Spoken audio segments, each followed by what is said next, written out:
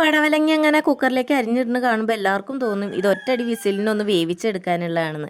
പക്ഷേ സത്യസന്ധമായി പറഞ്ഞാൽ ഇതിൻ്റെ അടപ്പ് നമ്മൾ നേരൊക്കെ കൊടുത്തിട്ടില്ല. പിന്നെ അതിനെ ഞാനും കണ്ടിട്ടില്ല, അത് എന്നെയും കണ്ടിട്ടില്ല. എന്നാലും പാത്രം നമുക്ക് യൂസ് ചെയ്യാലോ. അതൊക്കെ അവിടെ നിൽക്കട്ടെ. ഈ പടവലങ്ങ എന്തിനാന്ന് വെച്ച് കഴിഞ്ഞാൽ നമുക്ക് ഉണക്കച്ചെമ്മീൻ ഉണ്ടെങ്കിൽ ഈ പടവലയ്ക്ക് ഞങ്ങളുടെ വീട്ടിൽ ഭയങ്കര ഡിമാൻഡാണ് കേട്ടോ. കാരണം ഉണക്കച്ചെമ്മീനും പടവലങ്ങയും കൂടി വെച്ച് കഴിഞ്ഞാൽ ഭയങ്കര ടേസ്റ്റാണ്. ഇത് കഴിക്കാത്തവരുണ്ട് എന്ന് അറിഞ്ഞത് കഴിഞ്ഞ ദിവസം ഞാൻ എൻ്റെ കൂട്ടുകാരി അടുത്ത് പറഞ്ഞപ്പോഴാണ്. അവളിത് കഴിച്ചിട്ട് പോലുമില്ല. അപ്പം ഞാൻ എന്തായാലും അതിൻ്റെ വീഡിയോ എടുക്കാൻ വിചാരിച്ചു. അരിഞ്ഞെടുത്ത പടവലങ്ങയ്ക്ക് നമ്മൾ തക്കാളിയും പച്ചമുളക് ചെറിയുള്ളി ഇട്ട് കൊടുക്കുന്നുണ്ട്. പിന്നെ നമ്മൾ കുറച്ച് മഞ്ഞൾപ്പൊടി, ഉപ്പ്, മുളക് പൊടിയും ഇട്ട് കൊടുത്തിട്ട് നമ്മളതിൽ വറുത്തെടുത്ത ചെമ്മീൻ ഞാൻ നന്നായിട്ട് പൊടിക്കണില്ല കേട്ടോ. ഞങ്ങൾക്കത് കടിക്കുന്നത് ഭയങ്കര ഇഷ്ടമുള്ളതുകൊണ്ട് ഒന്ന് ചതച്ചെടുത്തിട്ട് ഇട്ട് കൊടുത്തിട്ട് നന്നായിട്ട് വേവിച്ചെടുക്കുമ്പോൾ നമ്മൾ തേങ്ങയിലേക്ക് ചെറുള്ളിയും കുറച്ച് മഞ്ഞൾപ്പൊടി വേണമെങ്കിൽ ഇട്ടാൽ കേട്ടോ. അത് അരച്ചാണ്ട് ചേർക്കുന്നുണ്ട് കേട്ടോ. ഇപ്പം തന്നെ നല്ല സ്മെല്ലാണ് കേട്ടോ, നല്ല മണം കാര്യങ്ങളൊക്കെയാണ്. എന്നിട്ട് നമുക്ക് കുറച്ച് ചെറുള്ളിയും കറിവേപ്പിലയും ഇട്ടിട്ട് ഒന്ന് വറവിട്ട് കൊടുക്കുക. വറ്റൽമുളകും ഇടാം കേട്ടോ.